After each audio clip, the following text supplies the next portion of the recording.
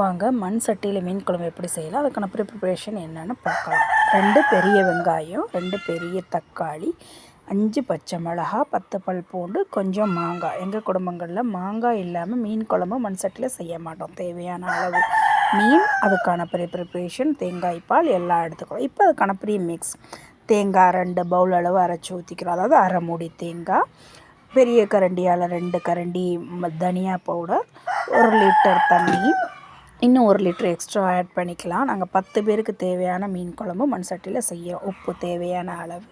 இது எல்லாத்தையும் நல்லா மிக்ஸ் பண்ணிக்கிறோம். ஒரு பக்கம் புளி கரைசல் ஒரு 2 லெமன் அளவு புளி எடுத்து ஊற போட்டு வச்சுக்கிறோம். மஞ்சத்தூள் ஆட் பண்ணியாச்சு. புளி கரைசலுக்காக சைடில் அதை ஊற வச்சுருக்கேன். இது நல்லா கரைச்சி நம்ம ப்ரிப்பரேஷன் ரெடி பண்ணிவிட்டு மண் சட்டி வச்சு சூடானதும் கடாயில் எண்ணெய் ஊற்றுறோம். சின்ன வெங்காயம் யூஸ் பண்ணிக்கிட்டால் இன்னும் டேஸ்ட்டாக இருக்கும். நான் இங்கே பெரிய வெங்காயம் தான் யூஸ் பண்ணுறேன். வெந்தயம் ஆட் பண்ணிக்கிறோம். கடுகு போட்டுக்கலாம். அடுத்து உளுந்தரிசி. இது நல்லா பொரிஞ்சதுக்கப்புறம் ஜீரகம், அதுவும் நல்லா பொரிஞ்சதுக்கப்புறம் கருவேப்பிலை போட்டுக்கணும். கருவேப்பிலை போட்டு நல்லா பொரிஞ்சு அதை ஒரு ஃப்ளேவர் கிளம்ப பாருங்கள். அதுக்கப்புறம் தான் வெங்காயம் போடணும். அதுக்கு முன்னாடி நம்ம வெங்காயம் போட்டால் அந்த ஒரு மணத்தில் கொஞ்சம் ஒரு வித்தியாசம் காட்டும். எங்கள் குடும்பங்களில் நாங்கள் இப்படி தான் பண்ணுவோம். பூண்டு ஃபஸ்ட்டே போட்டுறணும். பூண்டு நல்லா கொஞ்சம் ஃப்ரை ஆகணும். அதோட லைட்டாக ஒரு கோல்டன் கலர் வரணும். அது வரையும் ஃப்ரை பண்ணிவிட்டு அதுக்கப்புறம் வெங்காயம் ஆட் பண்ணுறோம். வெங்காயம் போட்டு வெங்காயம் நல்லா ஃப்ரை பண்ணுறோம். பச்சை மிளகாய், வெங்காயம் ஃப்ரை ஆனதும் பச்சை மிளகாய் போட்டு ஆட் பண்ணிக்கிறோம். பச்சை மிளகாய் நல்லா வதங்குற வரைக்கும் வெயிட் பண்ணி வதங்கினதுக்கு அப்புறமா தக்காளி போட்டு தக்காளி நல்லா வதங்குற வரையும் மூடி வச்சு அப்பப்போ மூடி வச்சு வேக வைக்கணும். நம்ம தக்காளி ஃபுல்லாக பேஸ்ட்டு மாதிரி வதங்கி வரணும், ஃபுல்லாக மசிஞ்சிடணும். அந்தளவுக்கு பண்ணால் தான் அதோடய டேஸ்ட்டு கொஞ்சம் எக்ஸ்ட்ராவாக இருக்கும். தக்காளி வதங்கினா தான் குழம்புகள்லேயே டேஸ்ட்டு. மூடி வச்சு தக்காளி வேக வைக்கிறோம். அடுப்பை சிம்மில் தான் வச்சுக்கணும். இப்போ திறந்து பார்த்தா இன்னும் நமக்கு தக்காளி வேகலை. பிரட்டி விட்டு திருப்பி மூடி வைக்கிறோம். மூடி வச்சு எடுத்ததுக்கப்புறம் அந்த எண்ணெய் பிரிஞ்சு வருது பாருங்கள், அதுலேருந்து வந்துருச்சு. இப்போ இப்படி வந்துட்டால் தக்காளி நல்லா வதங்கிருச்சுன்னு அர்த்தம். இப்போ மிளகாய்த்தூள் 4 ஸ்பூன் போட்டுக்கிறோம். நாங்கள் 10 பேருக்கு தேவையான மீன் குழம்புக்கு அளவு சொல்கிறேன். 4 டேபிள் ஸ்பூன் மிளகாய்த்தூள் போட்டு நல்லா மிக்ஸ் பண்ணிக்கிறோம். அந்த எண்ணெயில் ஆயிலில் நமக்கு அந்த ரெட் கலர் ஏறும் பாருங்கள். அது ஒரு மாதிரி நல்ல ஸ்மெல் கொடுக்கும். நல்லெண்ணெயில் பண்ணுறப்போ ரொம்ப அந்த ஸ்மெல்லே நமக்கு அப்படியே நம்மளை இழுக்கும். டெம்ட் ஆக்குதுன்னு சொல்லுவாங்கள்ல, அது கிடைக்கும் நமக்கு. புளி கரைசல் எடுத்து ஊற வச்சதை கரைச்சி எடுத்துக்கிட்டு அதை நான் கரைச்சி வச்சுருக்க கரைசலில் குழம்பு ரெடி மிக்ஸ் பண்ணிக்கிட்டேன். சால்ட்டெல்லாம் போட்டு செக் பண்ணிக்கணும். அந்த குழம்பு மிக்ஸ் பண்ணி வச்சுருக்கிறதுல எல்லாமே கரெக்டாக இருக்கா.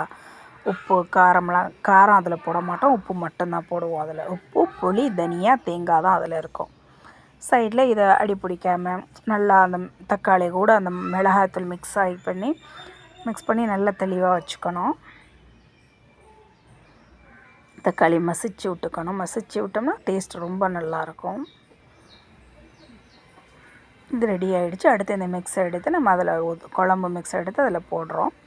மிக்ஸ் பண்ணி வச்சுருந்ததை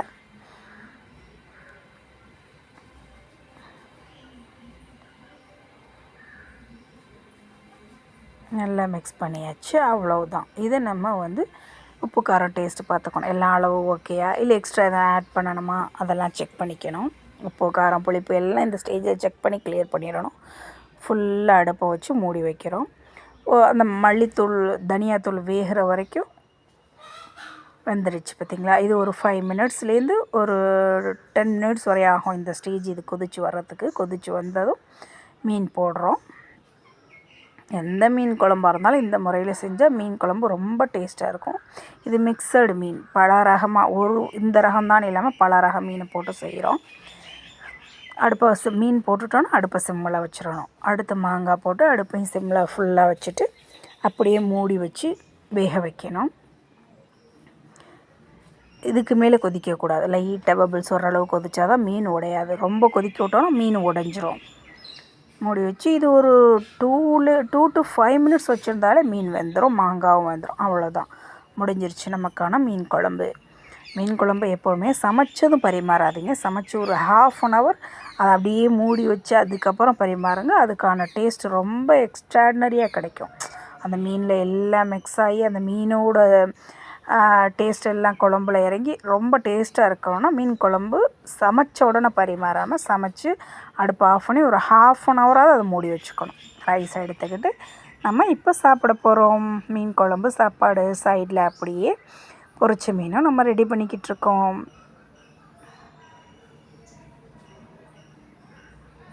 மாங்காய் வச்சு மீன் வச்சு ரைஸ் எடுத்தாச்சு. சைடில் பொரிச்ச மீனையும் எடுத்து வச்சுக்கிட்டு சாப்பிடலாம். வாங்க எல்லோரும் சாப்பிடலாம். சாப்பாடு ரெடி. அவ்வளோதான் நம்மளோட மீன் குழம்பு. ரொம்ப சிம்பிளான மண் சட்டியில் செய்கிற மீன் குழம்பு முறை. இதை எல்லோரும் ட்ரை பண்ணி பாருங்கள். டேஸ்ட் எப்படி இருக்குன்னு சொல்லுங்கள் ஃப்ரெண்ட்ஸ். 2 to 5 மினிட்ஸ் தான். 2 to 5 வரைக்கும் தான். மீன் எப்படி வெந்திருக்கு பார்த்தீங்களா? ரொம்ப சாஃப்டாக உடையாமல் அழகாக வெந்துடும். அவ்வளோதான் ஃப்ரெண்ட்ஸ். தேங்க்யூ.